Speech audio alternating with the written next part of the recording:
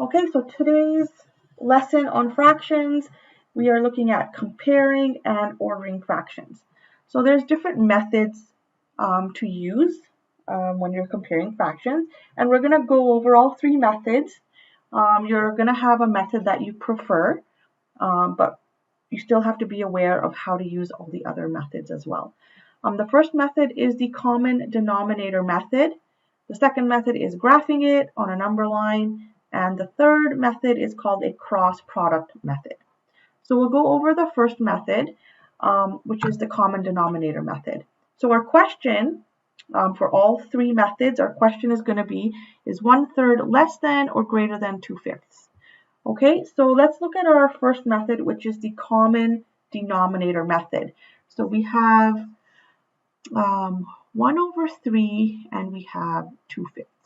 All right, so we can't compare the two because they have different denominators. So what we have to do here is get a common denominator. So 3 and 5, the common denominator we can use here for both of them is 15. All right, so what we're going to do is for 1/3, we're going to take our 1/3 and we're going to multiply it, top and bottom, by 5. So times 5 and times 5. That'll give us 5/15.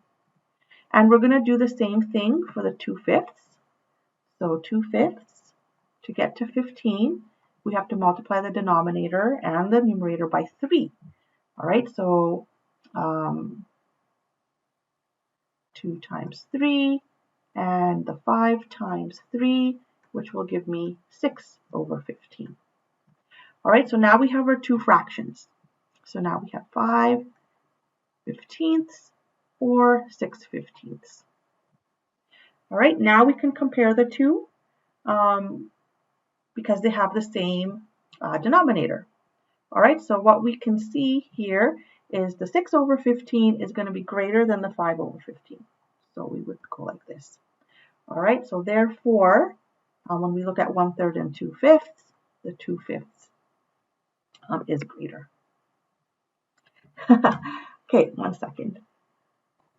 Okay, so our second method is called the graphing method. All right, so in this method, you're going to graph on a number line. All right, and make sure the number lines are the exact same. All right, so our question is the same. Is 1/3 less than or greater than 2/5? All right, so here is our number line. So basically, you're just going to count these out. So 1, 2, 3, 4, 5, 6, 7, 8, 9, 10, 11, 12, 13, 14, 15. All right, so here, because it's 1/3, you're just going to divide by 15 divided by 3, and then you'll know how many spaces to go.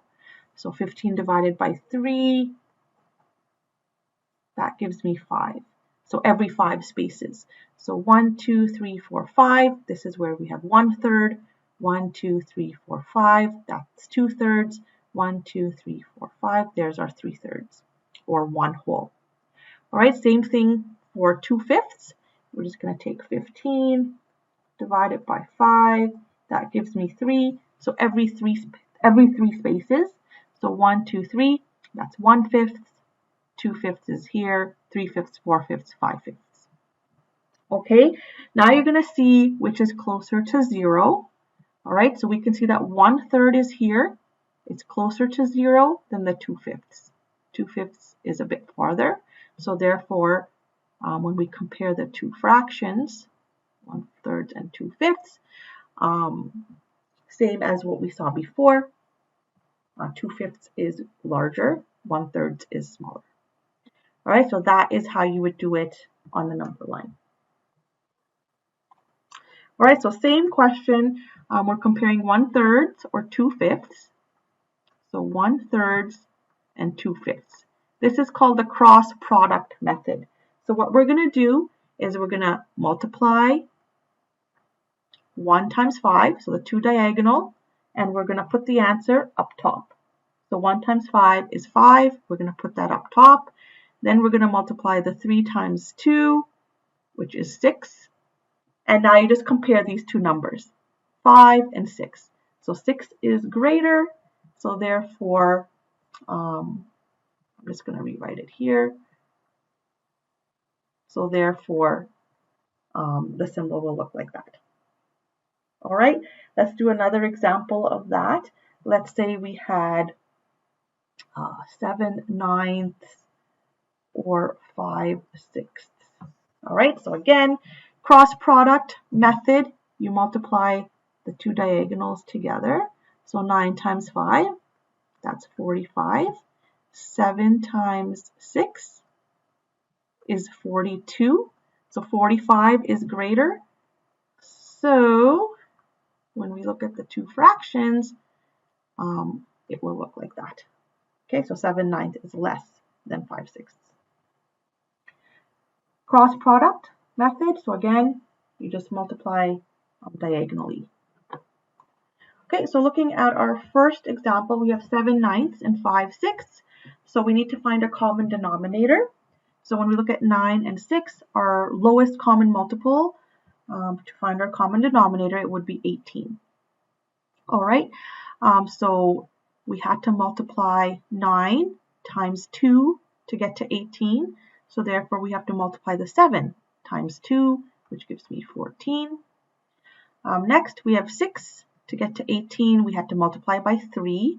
So we have to multiply 5 times 3 as well, which gives me 15. All right, so now we can compare these two fractions because the denominators are the same. 15 over 18 is greater than 14 over 18, so therefore the same thing for these two fractions.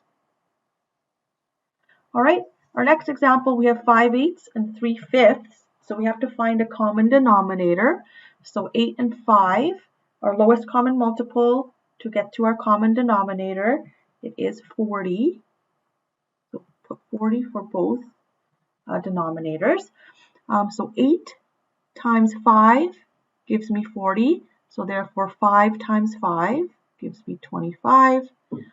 5 times 8. So just to show that, I had to multiply by 8 here.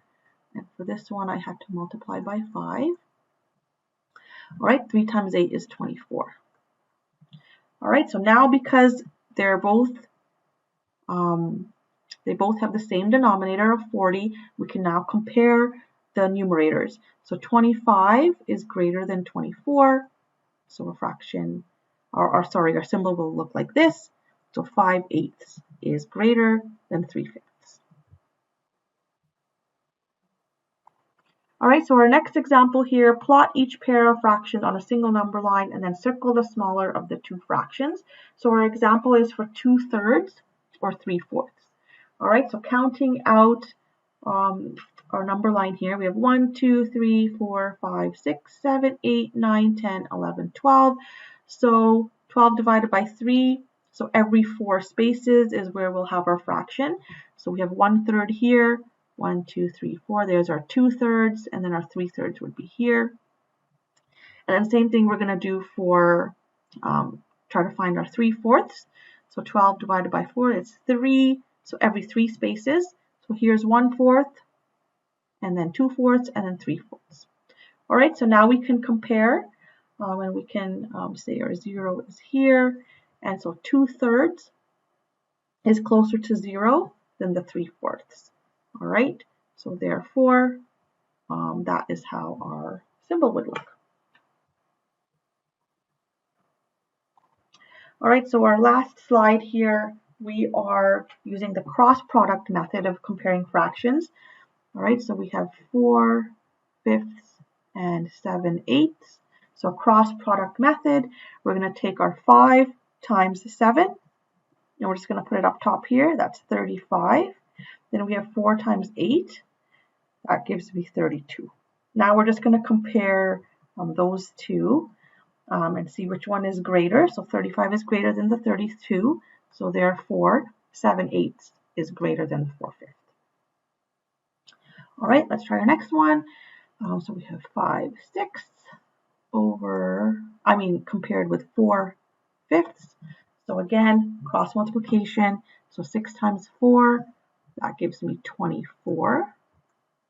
And then 5 times 5, that gives me 25. So we're just comparing 25 and 24. 25 is larger, so therefore 5/6 is larger than 4/5. And our last example, we have 2/3 compared with 8/15. Okay, so we're going to multiply the 3 times the 8. That gives me 24. And then 15 times 2, that gives me 30. Right, and just compare 30 and 24. 30 is larger than 24, so therefore 2/3 is greater than 8/15. All right, any questions?